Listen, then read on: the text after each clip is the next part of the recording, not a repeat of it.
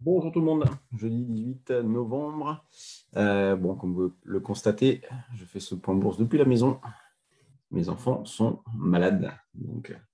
Je m'occupe d'eux, je m'occupe des marchés aussi, des marchés qui sont toujours bien orientés, en hausse de 0,17% sur le CAC pour l'instant, avec une volatilité qui reste extrêmement faible, des achats sur des replis à privilégier. Hier, on a pu le faire, hein, notamment sur 35-40. On était en formation sur les actions hier matin et moi, j'ai acheté pendant la formation. Et puis, j'ai revendu également un petit peu plus tard. Donc, à 62, on essaye dans le même esprit de faire cet écart-là ce matin. Mais bon, pour l'instant, le CAC ne retrace que très, très peu, très grande fermeté à l'approche de l'échéance qui sera demain, donc expiration des contrats novembre demain à 16 heures. Donc, si vous avez des positions à tourner, pensez à le faire. Il y a environ 10 points d'écart entre novembre et décembre. Donc, au niveau proche d'achat, on va dire, allez, 50, 53,5, sinon autour de 40. Sur le DAX, dans ce même esprit, on a un support autour de 40-50 et puis un cran en dessous, c'est 16 205,10. Moi, c'était le niveau sur lequel j'étais placé, enfin je suis toujours placé sur ce niveau-là, mais c'est vrai que j'ai conscience que c'est un petit peu loin des marchés qui, comme je le disais, retracent très très peu, donc qui ne rencontrent pas de résistance. Il y a toujours une absence flagrante de vendeurs et donc des marchés qui montent un peu euh, dans le beurre, hein, ne rencontrent rien, donc qui continuent tranquillement jusqu'où aucune idée. En tout cas, ce qu'on pourrait se dire, par exemple, vous voyez, dans ce genre de situation, et c'est ce que je répète depuis pas mal de temps, ce qui compte, ce n'est pas les objectifs, c'est les niveaux d'alerte. Et si on voulait un niveau d'alerte proche, on pourrait prendre les 7100 pour aujourd'hui, éventuellement les jours à venir.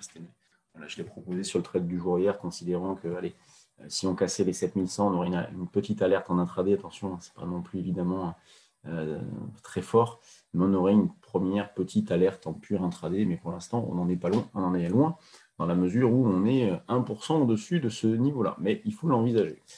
Sur l'Eurostoxx que vous avez en bas à gauche de votre écran, c'est pareil, hein, faible volatilité. Et là, on essaye d'acheter vers 90. Certains ont payé hier 93 pour viser 403. Donc, vous voyez, ce n'est pas des écarts très importants. Sur les actions, je change d'espace de travail.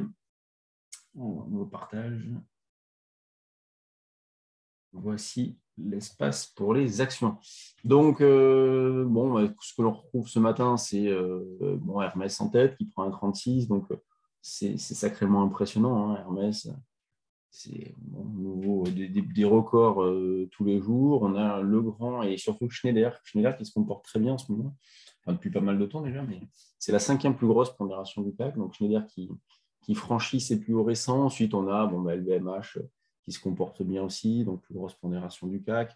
Le CAC que vous avez ici, alors vous voyez, il est plutôt on va dire, dans le bas de la liste. Pourquoi? Parce que hormis LVMH et Schneider, les autres grosses pondérations sont plutôt en repli. Airbus, moins 0,38, L'Oréal, moins 0,41. Ce pas des baisses importantes, hein, bien évidemment. Sanofi, moins 0,4 et Total, baisse un petit peu plus marquée, moins 1,40. Total qui revient donc sur son support d'il y a quelques jours. Bon, elle piétine beaucoup, hein, Total. Euh, Au niveau de la spéculation, alors il y a un regain d'intérêt sur Novacite depuis 2-3 jours. Hier, elle a explosé, elle a pris 18%, là, elle en prend 10 et quelques. Donc, bon, il y a un petit peu de spec en ce moment, il y a des choses à faire sur des mid et small. Il y a des divergences qui sont très fortes. Là, tout à l'heure, par exemple, je regardais Ruby.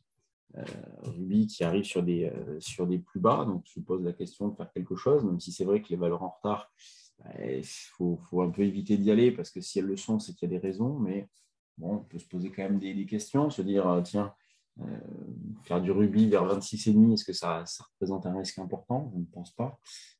Mais il n'y a pas de market timing, ça c'est certain, il n'y a pas de signal, ça serait qu'une anticipation. Ensuite, vous avez Jacquet qui a sorti des chiffres costauds, gap à la hausse, se poursuit.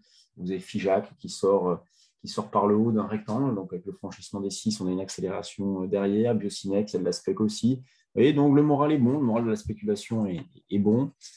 Sur les indices, tout est sous contrôle, des indices donc, qui poursuivent et dont la hausse ne rencontre pas de contrepartie, reste extrêmement ferme, avec malheureusement pour nous euh, peu de retracement. Et c'est pour ça que quand on a des retracements un petit peu marqués, comme on l'a eu la semaine dernière, notamment vers les 7015, souvenez-vous, j'avais proposé à ce moment-là d'acheter des calls. voyez, donc ça permet d'être opportuniste sur le futur lorsqu'on a des retracements, ce qui permet de faire des écarts, ce qu'on a pu faire un petit peu hier. Et puis, quand on a cette hausse en rouleau compresseur, eh bien, d'en profiter via les options. En tout cas, c'est comme ça que moi, je travaille. Sur ce, bon, ben, je vous laisse. On se retrouve demain. Alors, du bureau de la maison, je ne sais pas encore. Donc, mais j'essaierai quand même de faire le live de la semaine. Et sur ce, ben, je vous remercie pour votre fidélité. À demain. Bye bye.